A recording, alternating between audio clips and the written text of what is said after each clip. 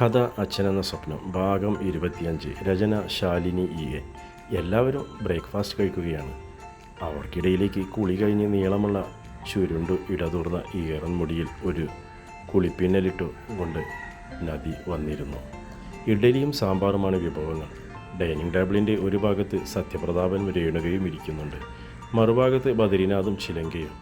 നദി ചിലങ്കയുടെ അടുത്തായി കസേര വലിച്ചിട്ടിരുന്നു. നദിയിൽ കുറേയെല്ലാം മാറ്റങ്ങൾ വന്നിട്ടുണ്ടെന്ന് സത്യപ്രതാപന് മനസ്സിലായി. ബദരി, നിനക്ക് ലീവാണോ? അച്ഛൻ്റെ ചോദ്യം കേട്ട് ബദരി എന്ത് എന്നർത്ഥത്തിൽ തല ഉയർത്തി നോക്കി. ഇവിടെ അടുത്തൊരു കോളേജിൽ നദിക്ക് അഡ്മിഷൻ ശരിയായിട്ടുണ്ട്. നാളെ തന്നെ അഡ്മിഷൻ എടുക്കണമെന്നാണ് അവിടുത്തെ പ്രിൻസിപ്പാൾ പറഞ്ഞിരിക്കുന്നത്. അഡ്മിഷൻ എടുക്കണമെങ്കിൽ മുൻപേ പഠിച്ച കോളേജിൽ നിന്നും TC വാങ്ങേണ്ട. ഇന്ന് രാവിലെ നദിയെ കൂട്ടി TC വാങ്ങാൻ പോകണമെന്ന് കരുതിയതാ. അർജൻറ്റായി ഒരു മീറ്റിംഗ് വന്നു കോഴിക്കോട്. പോകാതിരിക്കാൻ പറ്റില്ല. അതുകൊണ്ട് നിനക്ക് അവളെയും കൂട്ടി കോളേജിൽ പോയി TC വാങ്ങി വരാൻ പറ്റുമോ? ഫ്രീ ആണോ നീ? അച്ഛൻ്റെ ചോദ്യം കേട്ട് അവൻ ഒരു നിമിഷം ചിന്തയിലാണ്ടു. ഞാൻ പൊയ്ക്കോളാം. ഇന്നും നാളെയും ഞാൻ ഫ്രീയാണ്. അയാൾ ഒരു ആശ്വാസത്തോടെ പുഞ്ചിരിച്ചു. നദി, മോളെ ഭക്ഷണം കഴിച്ചിട്ട് വേഗം റെഡിയാക്കിയോ. കൂടെ ഞാനും വരുമായിരുന്നു. എൻ്റെ ചെക്കപ്പിന് പോകേണ്ട ദിവസമാണിന്ന്. ചിലങ്കയും എന്നോടൊപ്പം വരുന്നുണ്ട്. മുന്നേ കുട്ടി ബുക്ക് ചെയ്തില്ലായിരുന്നെങ്കിൽ പ്രശ്നമില്ലായിരുന്നു. ഇന്നത് ക്യാൻസൽ ചെയ്താൽ ഇനിയൊരു അപ്പോയിൻമെൻറ്റ് കിട്ടാൻ മാസങ്ങളെടുക്കും.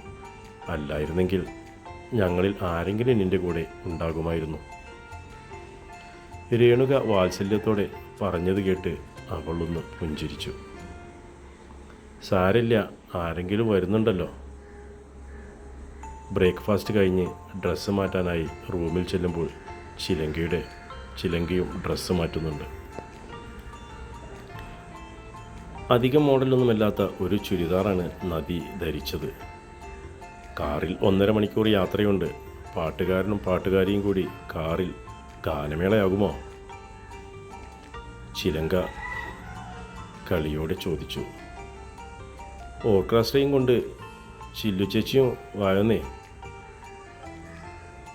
എടി കാന്താരി, നിനക്കപ്പോൾ സംസാരിക്കാനൊക്കെ അറിയാല്ലേ? ചിരിച്ചുകൊണ്ട് അവളെ അടിക്കാൻ കയ്യൊങ്ങിക്കൊണ്ട് ചില്ലു ചോദിച്ചു. പിന്നല്ലാതെ, തിരിച്ചു മറുപടി പറയാനൊക്കെ എനിക്കറിയാം. അങ്ങനെ വേണം പെൺകുട്ടികൾ. മിണ്ടാപ്പൂച്ചയെ പോലെ ഇരുന്നാൽ ഈ ലോകത്ത് ജീവിക്കാൻ പറ്റില്ല. ചിലങ്ക അങ്ങനെ പറഞ്ഞുകൊണ്ട് ബദ്രിനാഥിൻ്റെ റൂമിലേക്ക് പോയി. ഏട്ടാ, എന്താടി? തിരിച്ചു വരുമ്പോൾ നദിക്ക് കുറച്ച് ഡ്രസ്സ് വാങ്ങിച്ചു കൊടുക്കുമോ? അതിൻ്റെ കയ്യിൽ നല്ലതൊന്നുമില്ല. ഇല്ലായ്മയിൽ വളർന്ന കുട്ടിയല്ലേ ഞാൻ. വാങ്ങിക്കൊടുത്താൽ അവളത് സ്വീകരിക്കുമെന്ന് തോന്നുന്നില്ല. എന്നാലും ശ്രമിക്കാം. ആദ്യം ഗേറ്റ് കടന്നു പോയത് സത്യപ്രതാപൻ്റെ കാറായിരുന്നു. അതിന് പിന്നിൽ രേണുകയും ചിലങ്കയും കയറിയ കാർ. ഏറ്റവും ഒടുവിലാണ് ബദ്രിനാഥ് കാർ സ്റ്റാർട്ട് ചെയ്തത്. ബാക്കിലെ ഡോർ തുറക്കാൻ ആഞ്ഞതും അവൻ അവളെ വിലക്കി. മുന്നിലേക്ക് കയറും നദി. എന്തായാലും നമ്മൾ ഒരു വഴിക്ക് പോവല്ലേ? അവൻ അങ്ങനെ പറഞ്ഞതും അവൾ കോ ഡ്രൈവർ സീറ്റിലേക്ക് കയറിയിരുന്നു. സീറ്റ് ബെൽറ്റ് ഇട്ടോളൂ. അവൻ പറഞ്ഞത് കേട്ട് അവൾ സീറ്റ് ബെൽറ്റ് ഇടുമ്പോഴേക്കും കാർ ഗേറ്റ് കടന്ന് റോഡിലേക്ക് ഇറങ്ങിയിരുന്നു. കുറേ നേരത്തേക്ക് രണ്ടുപേരും പരസ്പരം ഒന്നും മിണ്ടിയതേയില്ല. കാറിനുള്ളിലെ വിരസതയകറ്റാൻ അവരൊരു പാട്ട് വെച്ചു. ആ പാട്ടിൻ്റെ വരികളിൽ സ്വയം മറന്നും കൊണ്ടവൾ സീറ്റിലേക്ക് തലചായ്ച്ചും കൊണ്ട് കണ്ണുകൾ അടച്ചു കിടന്നു. പാട്ട് അവസാനിച്ചതും അവൾ പുറത്തേക്ക് നോക്കിയിരുന്നു. നദിക്ക് കോളേജിൽ വിട്ടുപിരിയാൻ പറ്റാത്ത ഫ്രണ്ട്സുകളുണ്ടോ? ഇനി മറ്റൊരു കോളേജിലാണല്ലോ പഠിക്കുന്നത്. അവരിൽ നിന്നും അകന്നു നിൽക്കുമ്പോൾ വേദന തോന്നില്ലേ? ചോദ്യം കേട്ടിട്ടും അവൾ അല്പസമയത്തിന് പുറത്ത് നിന്നും മിഴികൾ മാറ്റിയില്ല. പിന്നെ പതിയെ തലചരിച്ചുകൊണ്ട് ബദ്രിയെ നോക്കി. അവളുടെ മുഖത്ത് ഒരു പുഞ്ചിരി ഉണ്ടായിരുന്നു. ഇഷ്ടപ്പെട്ടതെല്ലാം കൂടെ ഉണ്ടാവണമെന്ന് ആഗ്രഹിച്ചാൽ അതെല്ലാം ജീവിതത്തിൽ നടക്കുമോ? എനിക്കെൻ്റെ അമ്മയോളം മൂല്യമുള്ളതൊന്നും ഈ ഭൂമിയിലില്ല. അമ്മയെ പിരിഞ്ഞു ഞാൻ ജീവിക്കാൻ പഠിച്ചില്ലേ? അതുകൊണ്ട് ഫ്രണ്ട്സിനെയും മറക്കാൻ എനിക്ക് കഴിയും. സത്യം പറഞ്ഞാൽ എനിക്ക് ആത്മാർത്ഥ കൂട്ടുകാരികൾ ഒന്നുമില്ല. അങ്ങനെയൊന്നും ഉണ്ടാകുമോ എന്ന് സാറിപ്പോൾ ചിന്തിക്കുന്നുണ്ടാവും. ഉണ്ടെന്നാണ് എൻ്റെ മറുപടി. കാരണം അച്ഛനില്ലാതെ വളർന്നവളാണ് ഞാൻ. ഒരു കുട്ടിക്ക് അച്ഛനില്ലാതെ വളരാം, അതിന് തടസ്സങ്ങളൊന്നുമില്ല. എന്നാൽ അച്ഛൻ്റെ കോളം പൂരിപ്പിക്കുമ്പോൾ അവിടെ ഫില്ലായിരിക്കണം. പക്ഷേ എൻ്റെ അച്ഛൻ്റെ കോളം ശൂന്യമായിരുന്നു. പകരം അമ്മയുടെ പേരായിരുന്നു എൻ്റെ പേരിനൊപ്പം അമ്മ ചേർത്തത്. പലവട്ടം അതിനെക്കുറിച്ച് ടീച്ചേഴ്സ് എന്നോട് രഹസ്യമായി ചോദിക്കുകയുണ്ടായി. ചില അധ്യാപകരിൽ നിന്നും കുട്ടികളിലേക്കും ആ വാർത്ത ലീക്ക് ചെയ്തിട്ടുണ്ട്. ഒപ്പം കളിക്കുമ്പോൾ പലരും കളിയാക്കി പറയാൻ തുടങ്ങിയപ്പോൾ പഠിക്കുന്ന സ്കൂൾ മാറാൻ തന്നെ ഞാൻ നിർബന്ധിതയായി. ഹൈസ്കൂൾ വിദ്യാഭ്യാസം പൂർത്തിയാക്കുന്നതിനിടയിൽ ഞാൻ 3 സ്കൂളുകൾ മാറിയിട്ടുണ്ട്. അതുകൊണ്ടായിരിക്കും +1 കാലം മുതൽ ഞാൻ കൂട്ടുകാരിൽ നിന്നും അകന്നു തുടങ്ങിയത്. ആരോടും ഒരു പരിധിക്കപ്പുറം അടുപ്പം ഞാൻ കാണിച്ചിട്ടില്ല. എന്നിട്ടും ഇവിടെ എനിക്ക് 2 കൂട്ടുകാരികളെ കിട്ടി, നിതയും നമിതയും. ഞാൻ അവരോട് വല്ലാതെ അടുത്തിട്ടില്ലെങ്കിലും അവർക്കെന്നെ ഒത്തിരി ഇഷ്ടമാണെന്ന് എനിക്കറിയാം. TC വാങ്ങി തിരിച്ചു വരുമ്പോൾ അവരോട് മാത്രമായി യാത്ര പറയണം. ബദ്രിനാഥ് അവളെ കേട്ടിരിക്കുകയായിരുന്നു. സ്വയം തെറ്റ് ചെയ്യാതെ ആരൊക്കെയോ ചെയ്ത തെറ്റുകൾക്ക് ശിക്ഷ അനുഭവിക്കേണ്ടി വന്ന പെൺകുട്ടി. അമ്മാമ്മയുടെ കഥ മുഴുവൻ കേൾക്കാൻ പറ്റിയില്ല. ശരിക്കും അവരുടെ ലൈഫിൽ തെറ്റ് ചെയ്തവർ ആരാണ്? അമ്മാമ്മ പറയുന്നു അമ്മാമ്മയുടെ കയ്യിലാണ് തെറ്റെന്ന്. അതാണ് ശരിയെങ്കിൽ യാമിനി ആൻറ്റിക്കാണ് ശിക്ഷ കിട്ടിയത്. ആൻറ്റിയിലൂടെ നദിക്കും കാർത്തിക്കും കിട്ടി ശിക്ഷ.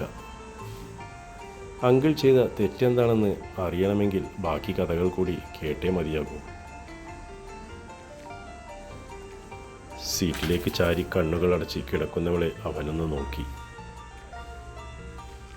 അവനവളോട് സഹതാപം തോന്നി, വല്ലാത്തൊരു ഇഷ്ടവും. ആ ഇഷ്ടത്തിൻ്റെ അർത്ഥം ഒന്നും അവന് വേർതിരിച്ചറിയാൻ കഴിഞ്ഞില്ല. ചിലപ്പോൾ ചിലങ്കിയുടെ സ്ഥാനത്താകാം. ഇടയ്ക്കൊരു ചായ കുടിച്ചതിന് ശേഷമാണ് അവർ യാത്ര തുടർന്നത്. ഉച്ചയ്ക്കുള്ള ബ്രേക്കിൻ്റെ സമയത്താണ് ബദ്രിനാഥ് നദിയെയും കൂട്ടി കോളേജിലെത്തിയത്. പ്രിൻസിപ്പാൾ ഗോവിന്ദൻ പിഷാരിയുടെ മുന്നിലിരിക്കുമ്പോൾ അയാൾ 2 പേരെയും ചിരിയോടെ നോക്കുന്നുണ്ടായിരുന്നു. അയാളുടെ മനസ്സിലപ്പോൾ ബദ്രിനാഥിൻ്റെ ആവശ്യപ്രകാരം തന്നെ കാണാൻ വന്ന മഹാദേവൻ മാസ്റ്ററുടെ മാനേജർ മുകുന്ദൻ പിള്ളയുടെ മുഖമായിരുന്നു. അന്ന് മകളെ അവരുടെ കൂടെ പാടാൻ അയക്കില്ലെന്ന് വാശി പിടിച്ച യാമിനിയുടെ മകൾ ഇന്ന് വന്നിരിക്കുന്നത് അതേ ബദ്രിനാഥിൻ്റെ കൂടെ.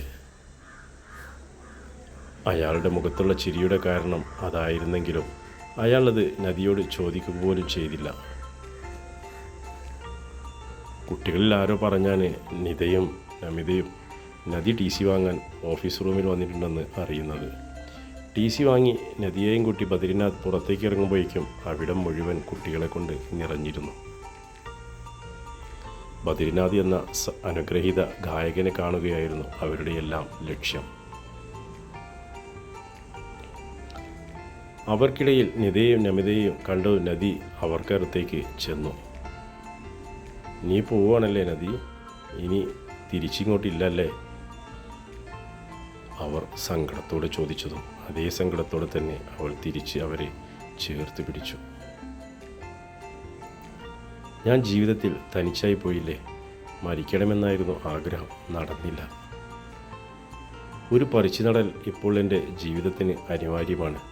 എന്നെങ്കിലും ഒരിക്കൽ നമ്മൾ കണ്ടുമുട്ടും. അന്ന് മറക്കരുത് കേട്ടോ. ഞാൻ എപ്പോഴും നിങ്ങളെ ഓർക്കും. എൻ്റെ ജീവിതത്തിൽ ഞാൻ ആരെങ്കിലും സ്നേഹിച്ചിട്ടുണ്ടെങ്കിൽ അത് നിങ്ങൾ 2 പേരെയും ആണ്. നദിയുടെ വാക്കുകൾ അവർക്കും സങ്കടമുണ്ടാക്കി. ബദ്രിനാഥ് നിന്റെ ബന്ധുവാണോ? എത്ര അടക്കി പിടിച്ചിട്ടും നിതയ്ക്ക് ചോദിക്കാതിരിക്കാനായില്ല. എനിക്കറിയില്ല നിത. എന്നെ ഹോസ്പിറ്റലിൽ നിന്നും കൂട്ടിക്കൊണ്ടുപോയത് സാറിൻ്റെ അച്ഛനും അമ്മയുമാണ്. അതുകൊണ്ട് ഞാനിപ്പോൾ അവരുടെ വീട്ടിലാണ് താമസം. എനിക്ക് അത്രയേ അറിയൂ. നിത, നമിത പോട്ടെ, ഞാൻ വീണ്ടും കാണാമെന്ന് വാക്ക് തരാൻ മാത്രമേ എനിക്ക് കഴിയൂ. കൂട്ടുകാരികളോട് യാത്ര പറഞ്ഞ് ബദ്രിനാഥിനൊപ്പം കാറിൽ കയറുന്നതുവരെ അവിടെ കൂടിയവരെല്ലാം അവളെ അനുഗമിച്ചു.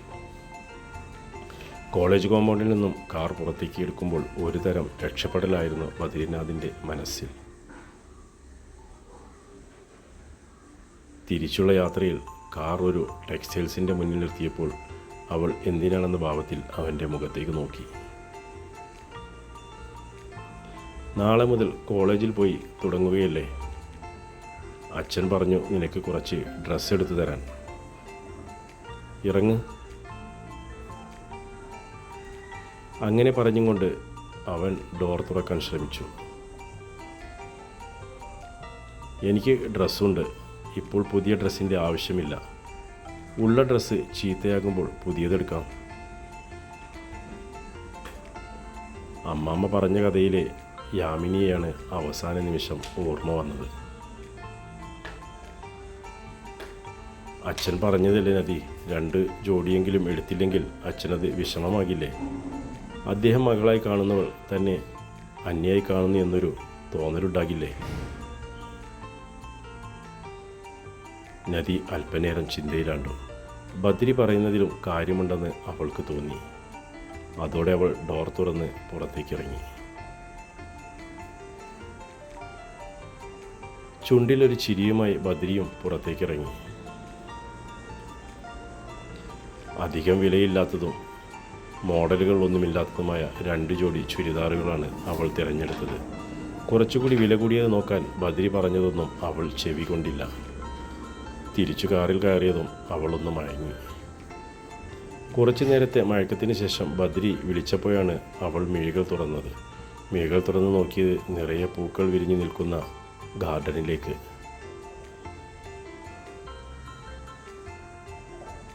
അത് ഗോവർദ്ധനം എന്ന ബദ്രിനാഥിൻ്റെ വീടല്ലെന്ന് അവൾക്ക് മനസ്സിലായി. മുന്നിൽ തലയുയർത്തി നിൽക്കുന്ന 3 നില മാളികയുടെ നേർക്ക് അവളൊന്ന് നോക്കി. പൂമുഖത്ത് 2 ചങ്ങലയിൽ തൂങ്ങിയാടുന്ന തങ്കലിപികൾ കൊത്തിവെച്ച ഫലകത്തിലേക്ക് അവൾ മിഴികൾ പായിച്ചു. തിരുനന്ദനം.